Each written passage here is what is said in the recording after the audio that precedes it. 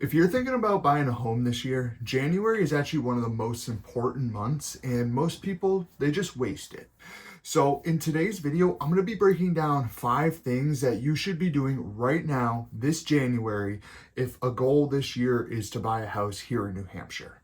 These are the exact steps that I take my buyers through to make sure that there are no surprises during the real estate transaction. And even though right now is a slow time, it always picks up come spring, and that'll get you ready to buy with zero hesitation. Hi, and welcome to my channel. My name is Shane Moynihan. I'm a local real estate agent and investor based out of Keene, New Hampshire. And if you're looking to buy, sell, invest, or just have questions about real estate here in New Hampshire, feel free to reach out to me. Or actually, even better is down below in my description, I have a link to my calendar where you can book a free 15 to 30-minute call, jump on, discuss your real estate goals, see how I can help you achieve those goals. But without further ado, let's get into the top 5 things you should be doing this January if you want to hit that goal of buying a house this year. So the first thing is to get real about your budget. So I mean this in kind of 2 contexts. One is the easiest one that I'll just get out of the way. So many people, I feel like, waste their time guessing what their top budget's going to be, where it's much easier to just go down, find a lender, and see what you're actually pre-approved for, so you don't waste your time looking out of your price range, because that's always a horrible way to start. But the one I really want to focus on is I see so many buyers really focus on the monthly payment and not necessarily the total cost of owning the house. Because of course your mortgage payment has some of those expenses taken into it, things like your home insurance and your property taxes. But that doesn't necessarily mean those aren't things you shouldn't be looking at, because of course things like property taxes vary from town to town. So if you don't know which town to look in, and one of the big things is you want cheaper taxes, that's one thing you should be paying attention to.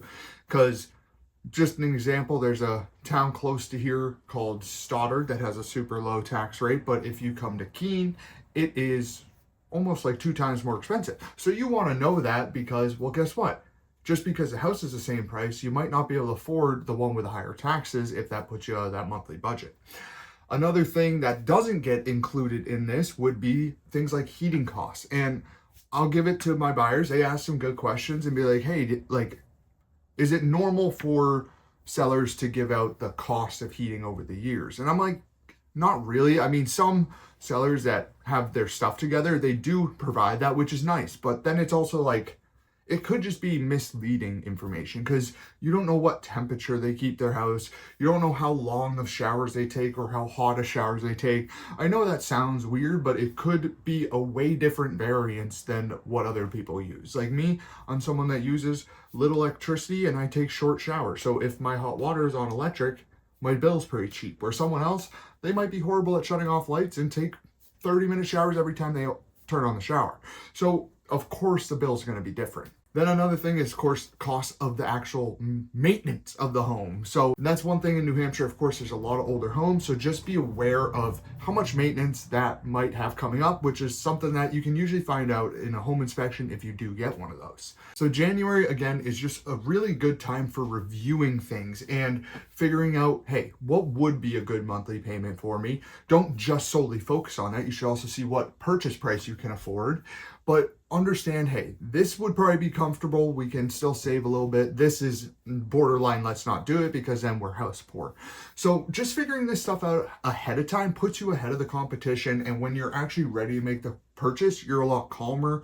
You're confident in the situation because you've done your homework and you know it's a good choice. So number 2 sounds a bit obvious, but it's checking your credit score before you actually talk to a lender. So I know I just said talking to a lender. Of course, I'll give you a good idea of what you can actually afford.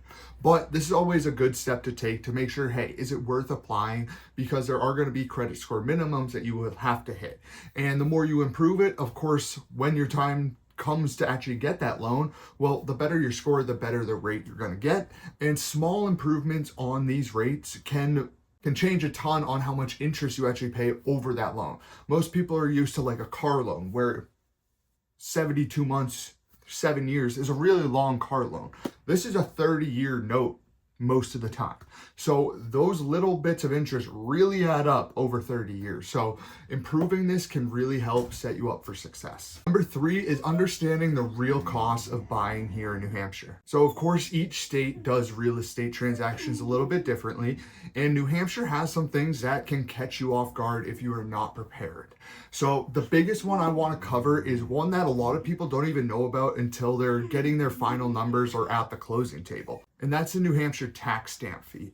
So what this is real estate transaction tax. So during each real estate transaction, there's a 1.5% New Hampshire transfer tax. So that 1.5% gets split evenly between the seller and the buyer, each doing 0.75%, unless otherwise negotiated. But a lot of times, again, people don't even know about this until they're there. I always mention this to my buyers when I first meet them and try to re-mention it while we're putting an offer, be like, hey, just an FYI on this. So that kind of walks into closing costs, because that is a closing cost that people don't necessarily know about. But the typical closing cost range for a regular transaction is about 1 to 3%, probably closer to 2 to 3%, depending on if you're having any money from the seller or things, maybe if you qualify for a state program, things where you get money at closing. But typically it's about 2 to 3%. And this is completely separate from the down payment. So a lot of people will go for like a FHA 3.5% down, and they get that 3.5% down. They're like, all right, I'm ready to buy it. And it's like, well, there are other costs associated with buying a house other than just the down payment.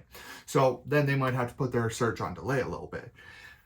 Another couple ones that are outside of closing costs, but still part of the real estate transaction, are inspection and appraisal costs. So inspections, that's typically within the first 7 days. That's about a regular inspection period up here in New Hampshire. So within that first week, if you're having a home inspection, septic inspection, any type of inspection, it happens during that time. Those inspectors are independent contractors that you pay to them. They're the ones who get the money. So if you hire a home inspector, the day he comes out or before, you're sending him check or sending him money to do it. So this is a complete separate expense. Typically a home inspection is around $600 to $700. Septic inspections are around $500. So if you're doing both, doing full inspection, it could get upwards of probably $1,000 to $1,500, depending on who you use and what exact inspections you do. But again, this is like the first week, and this is also money. If you find something in that inspection, you don't get that money back. But if you're buying a $500,000 house, it's probably worth spending $1,000 on inspections. Appraisal costs, this is typically around $700 to $800, and it is kind of in the middle of the transaction, honestly. So it's once you get through inspections, once the lender actually starts working through your file, gets all that complete, then they order the appraisal, which is when an independent appraiser comes out and looks at the house, makes sure that the value is there for what the bank is lending you on a mortgage, but you're the one who pays that fee. And again, that is another one outside of closing costs, usually just handled over the phone. And then the last one I like to mention, it is part of the closing costs, but it's always a variable and sometimes can be hard to really know until you're almost at the closing table. Not like they're like huge significant differences, but it's escrows. So things like taxes is the biggest one, can be like a water and sewer bill, or even things like oil, which isn't necessarily an escrow, but it's something that gets paid, because if you're getting a full tank of oil with it, well, guess what? The property owner wants the money for that oil. So it's those little things that can add up at the end that you just want to be aware, hey, this is also an expense that will be on that final number. Then number 4 is deciding what type of buyer you want to be. So January is the time that you want to decide how you're going to be buying, not just what you're going to be buying. So what I mean by that is like, what position are you in? What is your goal? Are you a first-time home buyer? Someone that's trying to get in with like a low down payment loan, get in their first place, just a nice little starter home? Are you someone that's upsizing? Maybe you already bought that starter home, but now you're outgrowing that starter home very quickly and need a bigger one. So how do you go about that sell and buy process? Or same sell and buy process, but maybe you're downsizing. You're just turned to empty nesters and you want to say, hey, I have a ton of equity I want to cash out on, get something smaller, a little bit more maintenance easy than a huge place? Or are you someone that's an investor looking to add to your portfolio, or like a house hacker, how I started in investing, where you buy a multifamily, live in one of the units while renting out the other ones?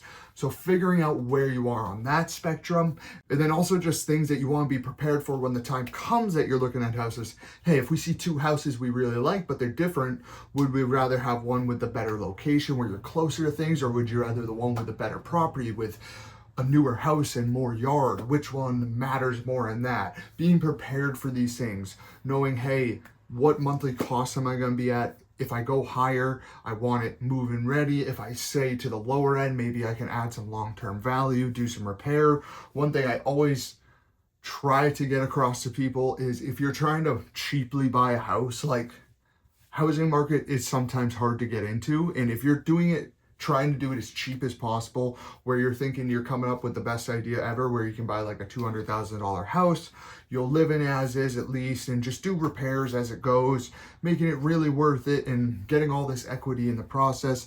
Understand, a lot of housing renovations go over budget and take way longer than you'd ever expect. So just an FYI, it might be worth renting a little bit more while you save, and then buy a more move-in ready house. Just a little FYI there. And then also wondering, like, hey, am I ready to go right now? Or should I just be planning for, say, springtime or summer, sometime around then? Because I know, like, a lot of teachers, they like to wait till the summer while they're off work, so it's easier to go see houses. But if you're ready right now, well, guess what? Winter's a great time. The market is slower. You're going to see a lot less new listings, but people who are listing, they're listing for a reason. They're motivated. They have to sell that house or want to sell that house. And it just gives you a little bit more negotiating power, while also having less competition, because a lot of people see the market slow down and they decide just to hibernate instead of continuing to search. And lastly, number 5 is probably the most important one, and that's building your team. And what I mean by team is essentially your real estate agent and your lender. These are the two most important people for you, the one who's actually going to find you the house and the one who's going to get you the loan to buy the house. So a lot of people feel like, I can only reach out to these people when I'm absolutely ready to go. But that's not necessarily true, especially right now. Again, the market's a little bit slower. A lot of real estate agents, a lot of lenders, we're doing our prep work for this year, getting ready, setting buyers up for when they're ready this summer, this spring to buy. So you're not bugging us if you're reaching out, because honestly, all it does is help how smooth your transaction goes. Because if you're someone that's taking the time to plan this out, well, then everyone, the real estate agent, lender, you, well, guess what? You all know the timelines. You all know, hey, you want to get into a house by May 1st. Hey, this is the house we're looking for. Well, guess what? We already know you can afford this much house. This is where we're going to be looking.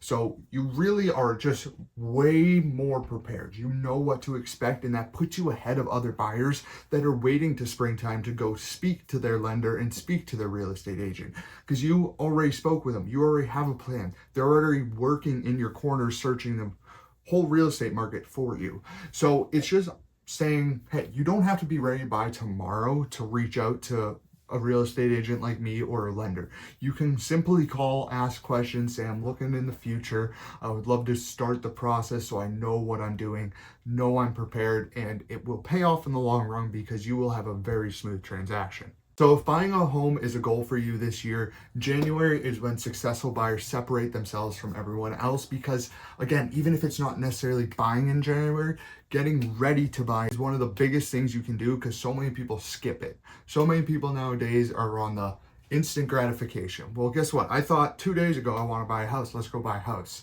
That's going to be a bumpy road. You're going to realize it's a little tougher. While you plan it out, you speak with some people, you get the right connections and not do it all by yourself. You'll have way more smooth of time speaking to professionals that do this every day for a living.